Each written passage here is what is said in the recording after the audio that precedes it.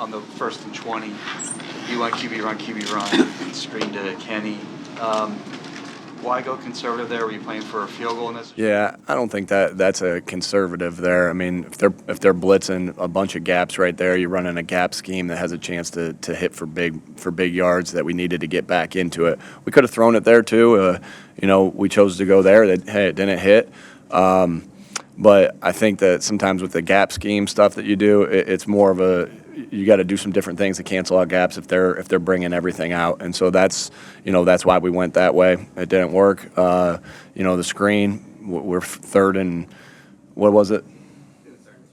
Yeah, that's tough you're gonna have a hard time converting, and we got to get ourselves in a range. The wind was blowing into our face a little bit on that side. Earlier in the game, so we needed to get in better range to make sure that we took a 3-point lead there. And hey, they went down and scored, and we didn't win the game. What time did you put into management? Why were you without timeouts at the end? I'm sorry? Why were you without timeouts at the end? Yeah, we had a couple miscommunication things that we had to use timeouts early on. Right there, that's always going to be on me, and I'll always take that. If we don't have timeouts at the end of the game, then something obviously went wrong with most likely as a communication thing, and I'll take that. What's wrong with the defense today? Obviously they controlled the game with the, by running the football. Obviously we weren't good enough there, stopping the run, and they were able to, take a lot of chunks off the clock. I think they did a good job executing, but we know we have to be better putting the guys in positions to succeed and also executing. Go ahead, I'm listening. Go ahead, Zach. It's week 17. You've made a coordinator change. How do you fix it at this point?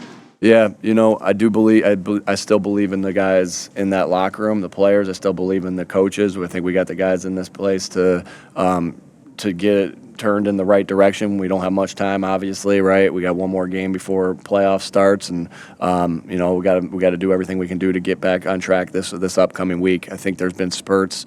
Obviously the last couple games where we played, good ball on defense. Tonight wasn't one of those times. Do you think Gannon's knowledge of your defense, or your schemes anyway, I know it's a new defense, new players, new coaches, but do you think that had a factor in him maybe knowing how to attack at certain points? I think he probably thought about a game, the Washington game last year, where the Washington was able to control the clock and keep our offense off the field, and he probably thought about that. You'll have to ask him. I don't know, but good game plan by them, and they obviously executed, and hats off to them.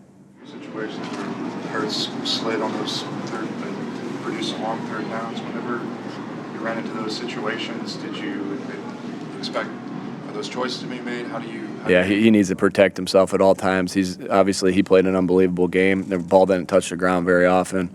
I don't know what his all his stats were, but I know the ball didn't touch the ground. He was in complete control of the game, and he needs to protect himself in those times. He took a hit on one of them earlier, but obviously he's able to get chunks in the run game. So we still need to be able to use that. But when it's time to call it quits, he's got to do that, and we want him to do that. The onside kick. What's your mindset when you get that? Go score.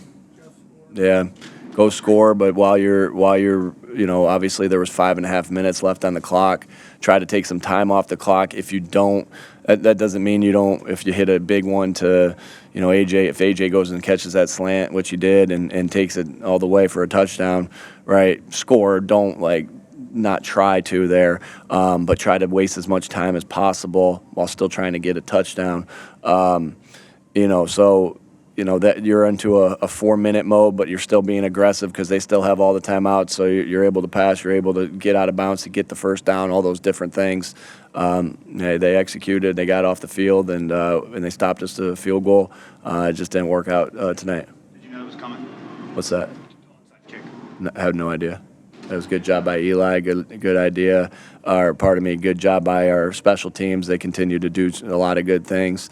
Coach Clay has them ready for anything like that, any situation where, with them having 3 timeouts, Jeff, and there's 5.5 minutes left in the game, we always tell them to be alert for and see the ball before you leave, and Eli did a good job of doing that and getting on it. But they weren't in their onside. There was a surprise onside kick, so we didn't know obviously that was coming, but good execution by our guys. Couple more. The one win since Thanksgiving, I think it is. What's your message to the team at this point? What can you say to them to keep them Stick believing? together. Stick together. Everybody's got to stick together. I think there's going to be a lot of people trying to point the finger at different things, and everybody's got to stick together, right? We win as a team, we lose as a team, and together is the most important thing that we can be right now. Still, we still have opportunity to get in. We're in the playoffs. We're gonna, a lot of teams would want to be in the playoffs. We're in the playoffs. We still can do some things here, and our goals are still in front of us. Or can you get the 1 seed? Can you win the division? I don't know. I know you can't get the 1 seed now, but can you still win the division? Yes. Stick together because we still have goals and we still have things that we want to accomplish. You've been in the league a long time. How much harder do you make that path if you have to go on the road for it? Yeah.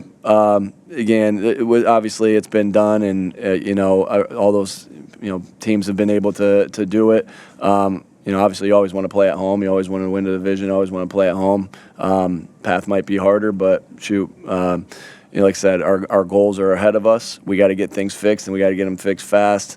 We're not where we want to be right yet, as far as how we're playing right now, and how we're coaching right now. But we got time to get it fixed, and we'll get to back to work tonight and tomorrow. Last Concerned one. are you? All that was happening defensively. How did you guys? What did you make of how they were able to run the ball on you guys today? What are the problems that you saw? Yeah, obviously that's something I got to go watch the tape. Did different things to try to get it stopped. It just felt like nothing was working right there. That's why there was such a big difference in the time of possession. But again, that's anytime we come out and something like that, that's always look at me first, and we'll look at it. We'll get it. Get our ideas together of how we get that fixed. But they executed. We didn't. How concerned are you by the way you're playing? Obviously, we're not playing the type of football or coaching the type of football we want to be right now at this time. Again, we have to go back to the drawing board and think through everything, what we're doing, and so I'm concerned. No, I mean, I don't think we think that way. All I think we think is how do we get these things fixed?